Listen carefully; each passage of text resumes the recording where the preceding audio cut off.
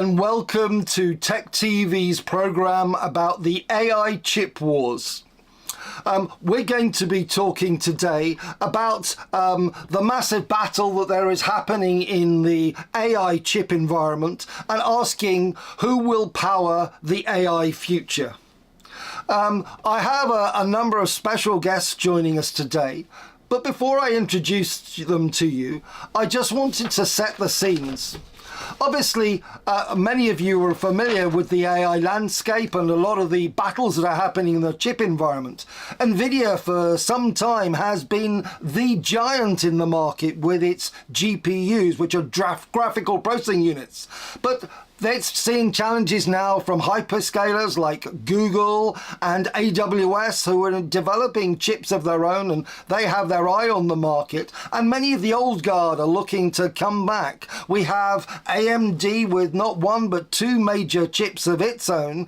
And also we have Intel, one of the Goliaths of the previous ages of chip development. On top of that, there are a number of new entrants.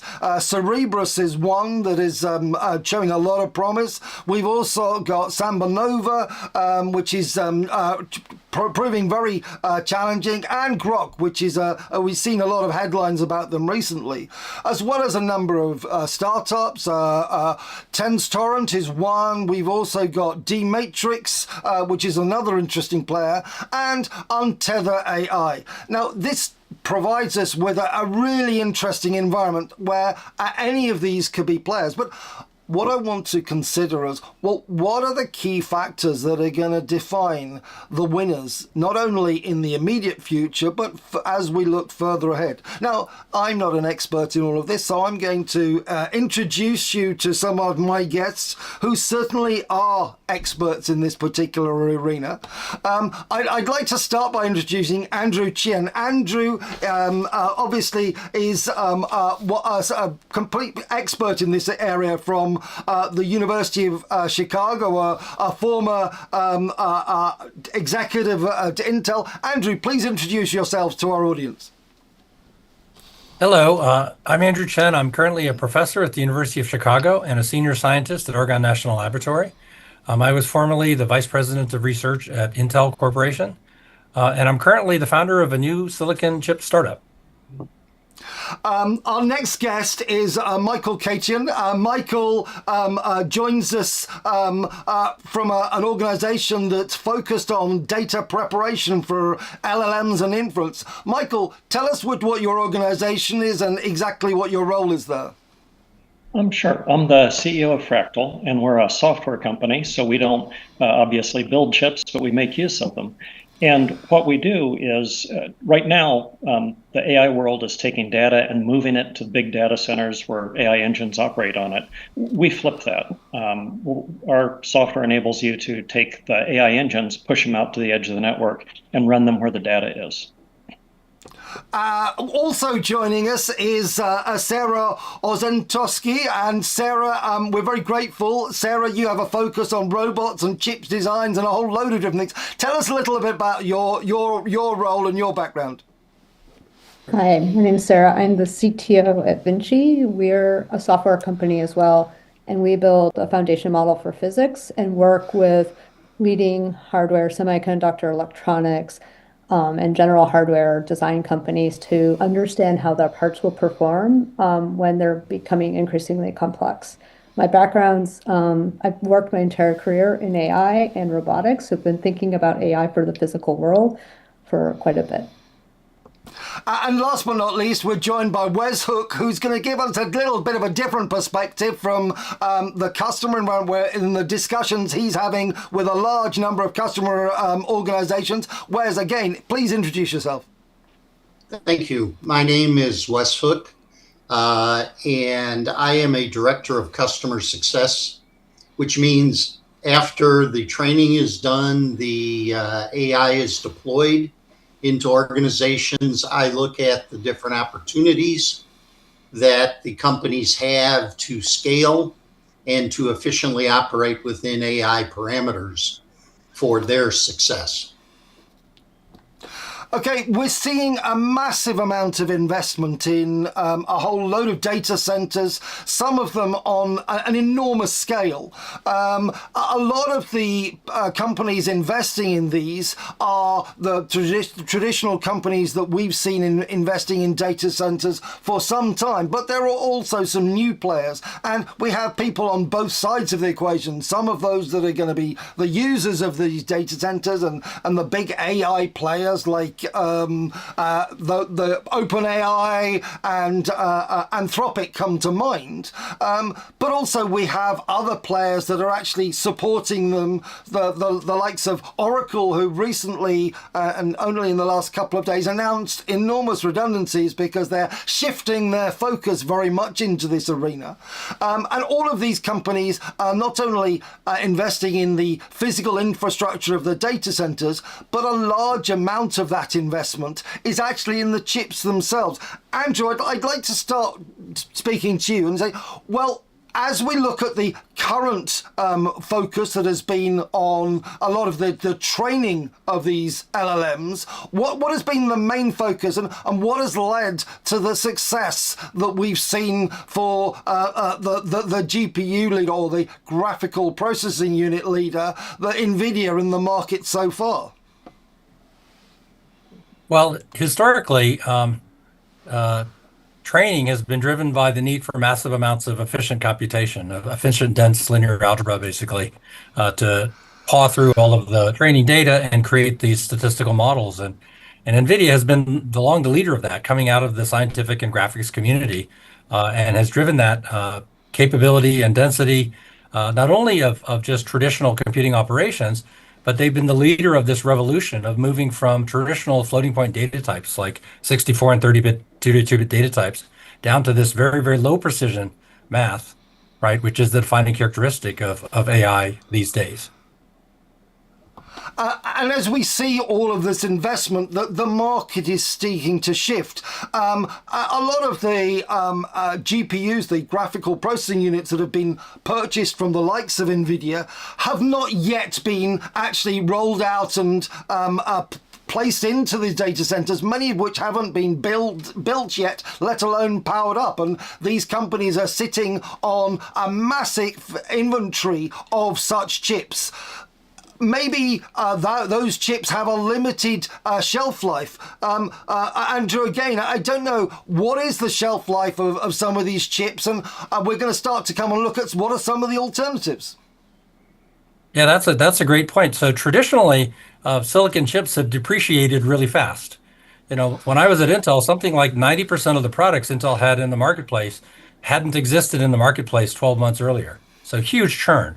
But we're seeing something really different right now. So if you look at the rental price of H100 or H200 in the data center today, what we've seen in the last 3 to 6 months is a huge shift. The price had been declining just like you would normally traditionally expect, but there's such a huge demand for inference and other AI activities that the price has started to back up and go back up. So over the last 3 to 4 months, there's huge shortages, and the price per hour for a 1-year lease of GPU like that is now well over $2 an hour, and it was, I think, down in the 170 range or something before. So this is almost unprecedented. It very rarely happens, and it shows that the supply is really out of balance with the demand in the traditional computing marketplace sense. And it's not just having the chips themselves. You've got a lot in the infrastructure as well. Sarah, tell us a little bit about some of the other considerations and some of the other costs in this particular environment, from power to infrastructure and everything else.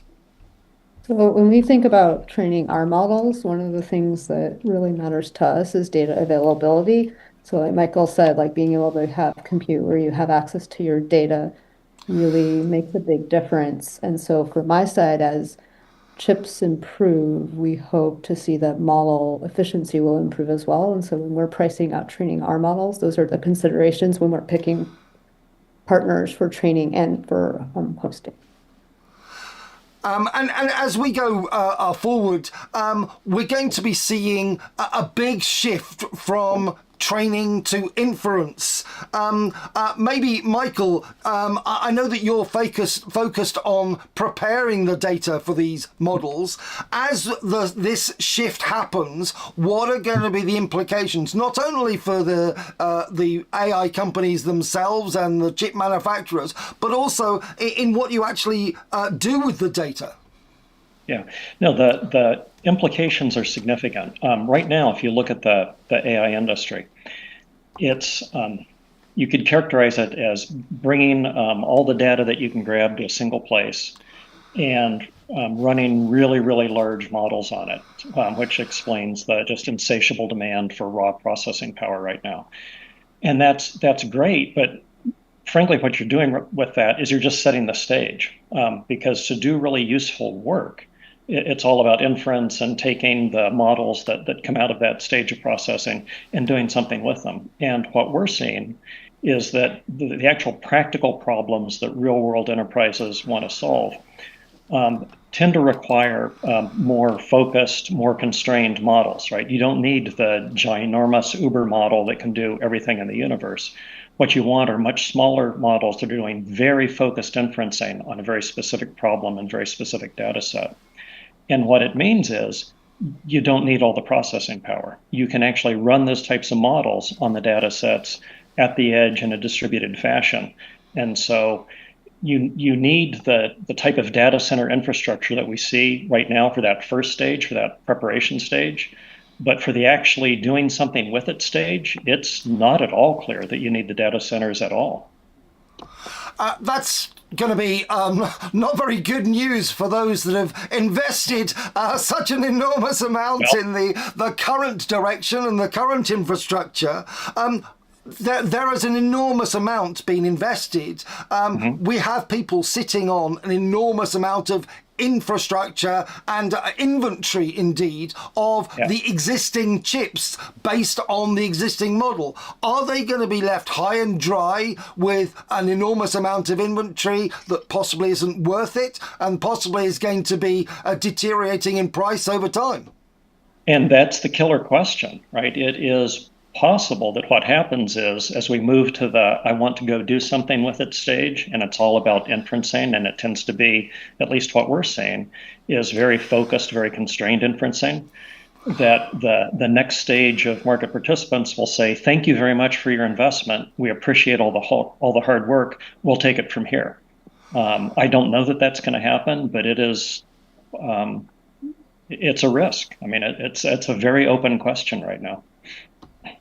Andrew, in terms of your interpretation of where things are moving, how big is this shift from training to inference? Is it going to be happening quickly? Is it going to happen immediately? And what are the implications for a lot of the players in the market at the moment? Yeah, I think so first, Micheal makes a good point. There's no question that there's going to be huge growth for inference at the edge and tremendous investment in infrastructure to do that. But I think anyone who's bet against the growth of computing and computing demand over the last 70 years has lost that bet big time. So I'm more inclined to believe that what you see is addition, right?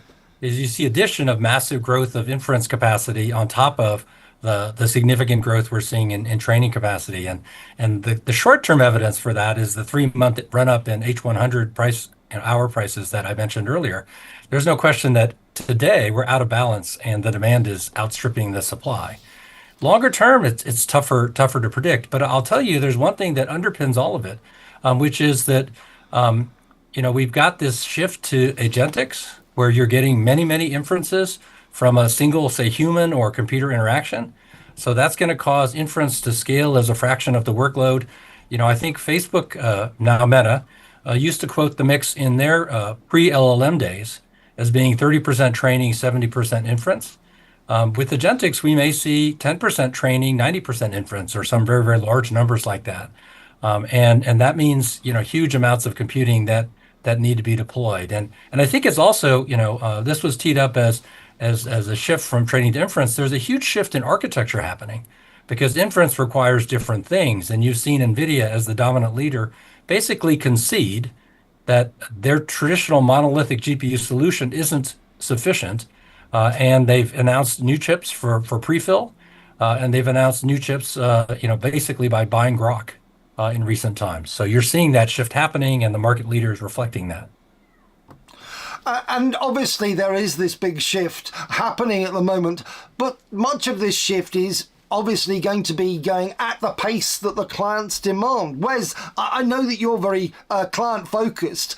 Are you seeing a big shift in what clients are demanding from training to inference and in terms of their workload demands?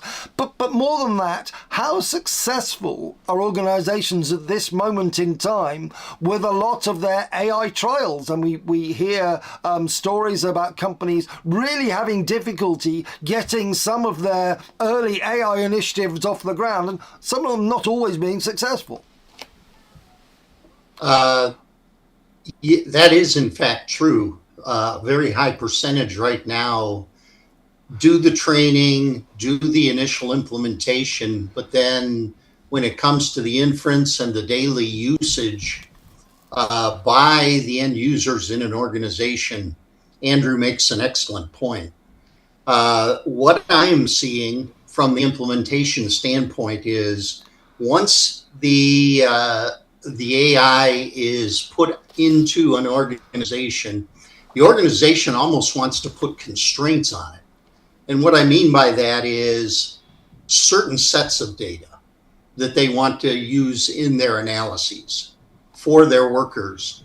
And so it becomes more of a balance between what can be done at the local level and what can be done with the cloud to make that as effective and frankly cost effective as it can be for those individual clients.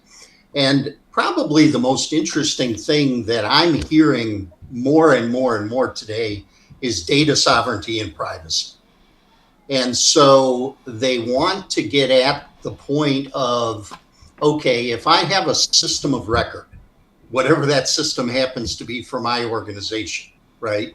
It could be client data, it could be financial data, it could be anything that people want to use and that they use on a daily basis, which is key data to the existence of that company. They very much want to keep that sovereign and they want to keep control of it. And their biggest worry is that AI or an LLM model might come in and scrape that data and then use it for whatever purposes it wants to use it for in the cloud. So really two issues that I think are missing to drive a much higher percentage of success. The first one is the data sovereignty. And then the second one is the constraints so that I'm paying for what I really need to use. And okay. I think those two factors weigh in the most. Very interesting. Now, I want to welcome another guest into the fray here. Aidong Xu has joined us. Aidong is coming in from Cambridge. Aidong, can I just ask you very briefly to introduce yourself to our guests and to the rest of the panelists here, and tell us a little bit about your role. I'm glad to join the conversation. I've been working in semiconductor industry for several decades, and also been as a consultant and to help clients to looking at their semiconductor strategy and also the whole AI strategy, if you like, but primarily linked with the hardware strategy. And not just the semiconductor, also now I'm really advise a startup company on the photonics side as well. So that's me. So we've been discussing, and I just wanted to thank the participants so far about the massive shift that we're seeing going from training to inference, and possibly what implications this has on the investment that has been made in infrastructure, from the facilities to the power infrastructure to support it, but also in a massive inventory, largely of graphical processing units.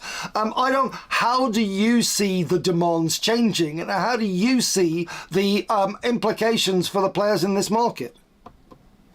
Yeah, no, it's a really good question. I mean, in a way, we shouldn't be surprised in terms of a shift. I often say that the people spend a lot of time in a college or learn things, and now it's time to use it. And so this is in a way is not surprisingly. But yeah, I think obviously we facing quite a few challenges because I think some of the panel member already discussed in terms of there's quite a lot of difference, the requirement in wise, whether it's a training and the inference, there's quite a lot of difference. I think we face challenge in terms of the data throughput and also the energy consumption. So that's again would be quite different when you focus on the inference. I think the other thing again we touched on is the edge. So you want to do something on the local level, and again, will be quite a bit of difference there. So yeah, so I think the as I said, in summary, the shift is not surprisingly, but the needed require different strategy. Yeah. Now, Aidong has introduced a couple of extra areas here that I think need to be explored in greater depth. Sarah, Aidong touched on power, and he also touched on topology. He mentioned edge. And I think as we train a lot of these models and as we move towards preparing data for inference and things like that, we need to consider the sheer amount of power that it's going to require to drive a lot of these data centers. Can we improve the power efficiency? Can we make it more sensible? And where are we going to be basing a lot of these models? Because to date, people have largely assumed it's going to be in the cloud, but we're starting to see models that can be run locally, that could be run on the edge, or possibly as before in the cloud. In both terms, in terms of the topology and the power, what do you see as the trends? So our customers are large hardware design enterprises, and we deploy our model on-prem. So we have to deploy our model like in a local data center because of data sovereignty issues. So we prepare our model to work behind their firewall, and then we help them solve problems like power. Many of our customers want to design the fastest, lowest power, most efficient, most memory chip that they can. And the question is really, the people who are going to win are going to be able to move fast. And hardware is getting increasingly complex. The things we design today are making it such that the rules of thumb we use to manufacture them no longer hold true. We're seeing power issues. We see heat issues where we're seeing a lot of heat in these data centers. We see that chips are hard to manufacture because they're warping. And so the things that used to work for us as an industry don't work anymore. And so we need better tools. And so we believe that AI can actually help design hardware such that it can be better for AI. And so that's what we've been really focused on, is helping people query the physical world to design a better part. And Michael, there is also an enormous amount of preparation that needs to be done to the data to actually improve efficiency. And I know that you've been focusing on this. And when we come to talk about inference, there are some primary drivers in terms of what's going to lead to the highest performance in inference, from memory capacity that dictates which models you can run, to memory bandwidth, which influences how quickly the response is generated, and compute, which affects how long it takes for the model to respond and how many requests it can serve at a time.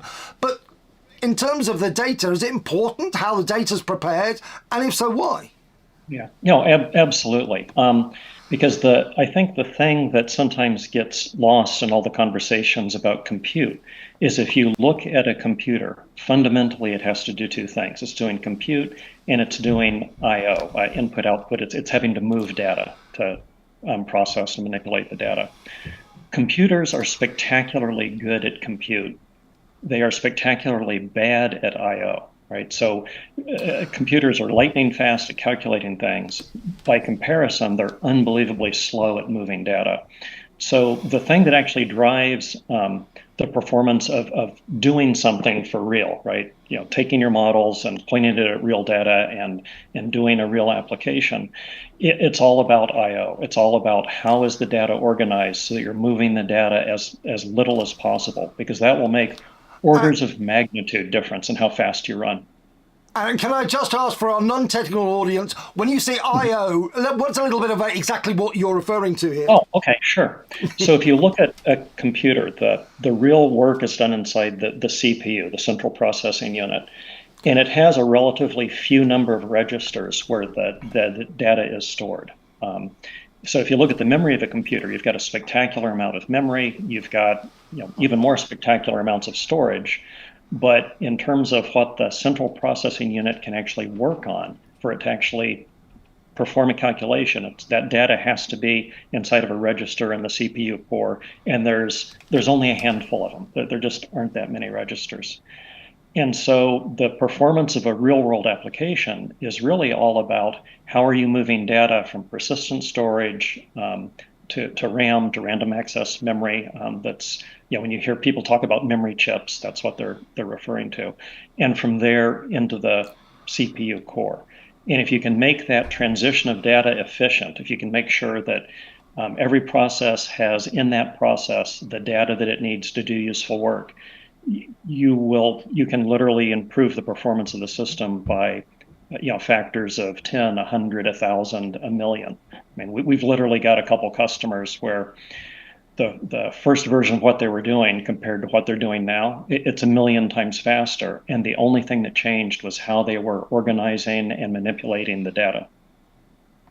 And obviously, if we're going to get such enormous improvements in efficiency, maybe that is again going to mean that we possibly don't need all of the capacity that is being built at the moment. Now, Andrew, you said don't bet against people who are predicting a demand for computing. Do you see exactly what the implications of some of these efficiency changes or possibly those shift to inference being in terms of the topology of the industry? Who are the potential winners and losers here? Gosh, let me touch on a couple of things that have been said. I mean, Sarah made some good points about power and Michael made some good points about data movement. Let me sort of explain why we have a power problem. So actually, we've been using computing at an exponentially increasing rate, again, for the last 50 or 70 years. That hasn't changed. But what changed is technology scaling. So we're at the end of Moore's Law. Several executives, but famously Jensen Huang, declared the end of Moore's Law, I think 3 or 4 years ago now. And other people have dated it earlier and so on. So now what you're seeing with these expensive GPUs is that their power per GPU is going up in an extraordinary fashion. They've gone from 300 watts to 700 watts to 1,200 watts. And the next generation has been announced at 2,300 watts. So one of the things that's causing this huge power problem is that people are not getting the technology scaling that they got before. So in order to get more performance, every new GPU has to be better than the previous one. They're burning fantastical amounts of power, and that causes all the problems I think Sarah was talking about. But I think that affects the shape of the industry. So now these hyperscale data centers or these training data centers have become these gigantic power consumers, 1 gigawatt, 2 gigawatts, 5 gigawatts, right? And that affects, sort of the balance of industry. In fact, in the United States and increasingly around the world, those data centers demanding so much power, you cannot supply it by the grid. So you're seeing the high-end folks go increasingly to building their own power plants, right? And that's to deal with the challenges that Michael's talking about, right? If you distribute the inference to the edge, then you can power it at the edge and you don't have these concentrated power problems. So the interplay there between the centralizers and the distributors is the centralizers are trying to gain efficiency by building these gigantic independent power generation islands, right? Natural gas, solar power, renewable energy, hopefully, right? Nuclear power, they're even talking about. That's the play, if you will, to compete for doing that inference and training centralized versus distributed. And obviously, it's not just powering these things. The moment you start powering things that are using this amount of wattage, they're going to need cooling. And that just complicates the problem in terms of the amount of power you need. So, Aidong, looking at the overall challenge here, where are we going? And as we start to bring together our final conclusions, and I'm afraid I'm going to have to start to bring this to an end, where do you see things, and what are going to be the main areas of focus in the immediate future? Yeah, I think there's several things really. I mean, the first of with the power is a big issue. People say grid is sold out. Yeah, so that's a big problem. But I think this is partially due to I call it the marketing inefficiency. Because in the past, I started disagree with it. Says in the past, the technology really moving. Like say semiconductor, we are using smaller process node. They actually make it more power efficient. But the problem at the moment is because the sudden takeoff of ChatGPT, OpenAI, then the people just grab what is available. Now GPU is not designed for that originally, but because it's the only thing available in the tank, so then the people just ignore the power side. Yeah. So I think that the movement now is I have a little bit faith we will have a more efficient, different architecture semiconductor design. I mean, we already seen the evidence. There's a startup company working on it, and there's some big boys working on it. So they all try to improve the efficiency. I think the current power requirement, I think, is a little bit temporary in my view. The other thing is also, I think there's a bigger trend in terms of we are looking at a different material. We're talking about physics, so 3-5 material. Not constrained with the silicon. I mentioned just touch on a little bit earlier on my background currently in photonics. So that's one example. People doing optical processor chip called OPU. Now, obviously, it's still early days here. So I think the trend really is to looking for new material and looking for new architecture. And again, the memory, like we just said, but people would start doing in-memory computing, for example, or several different architecture, which really have a different way to handle data and distribute the workload. So all those trends, I think, will bring us to a hardware which doesn't consume as much energy and much more efficient and handle data more efficiently. So I'm a little bit positive on that, so I have faith. So yeah, but the other thing, maybe I just quickly touch on conscious time is, we're talking about the data sovereignty, or also, we also need to looking at the supply chain sovereignty. And now the current requirement on the design, we based on some of the raw material, which we don't have. We know there's a problem there. Yeah, we rely on certain material. So there will be new material and coming in. And one example, people doing, I call the meta material, for example, meta material, which will address the material sovereignty issue. So that's another trend. I think people were increasingly looking at a different material and not over rely on certain, rare earths or certain material. Yeah. So that's my view. Yeah. And Micheal, obviously there is a massive challenge here. Is software going to save the hardware people by offering the sort of efficiencies that we're looking for? Again, I'm going to need to press you for a relatively swift conclusion here as we bring things to an end. Well, I think one thing that software can do is to use the hardware in a more thoughtful fashion. I mean, if you look at the software industry, for decades, the hardware kept speeding up so fast every year that you didn't really have to worry about being efficient. And if you look at enterprise software stacks today, they are spectacularly inefficient. So it's really an opportunity for the software industry to rewrite some of the fundamental software stacks that are being used. And we're seeing some interesting real world results. I mean, we have customers, for example, that are running enterprise applications on a collection of Mac Minis. I mean, these are small little Mac Minis. You can hold each one in the palm of your hand. And they're doing more work than an entire cluster of servers in a data center. And it's all about just having the software be more thoughtful about how it's making use of the hardware so that it's using it efficiently. And Sarah, efficiency is obviously something that you talk about a lot. Again, is this the answer, and where are we going? I think that as the AI community broadens out to different domains in the physical space, we also see AI algorithms and approaches help the hardware community. So working together, you'll end up with both hardware and software solutions that are being powered by AI. So I think that there is a pinch, but I'm hoping that together we can get something that works quite wonderfully. Okay, guys, thank you so much to all of you for your contributions. I am ever so grateful. This is a topic that I think we're going to be revisiting time and again. So I look forward to welcoming all of you back to future programs, because this has been a fascinating discussion. And I don't think we've anywhere near the conclusion, because there's a lot more ahead of us. Again, thanks to all of you and to our audience out there. Please come again in the near future, because we'll be having these guests and other laudable guests in future discussing this topic further and a whole host of others. So we look forward to welcoming you back soon. Thank again, everyone, and all the best.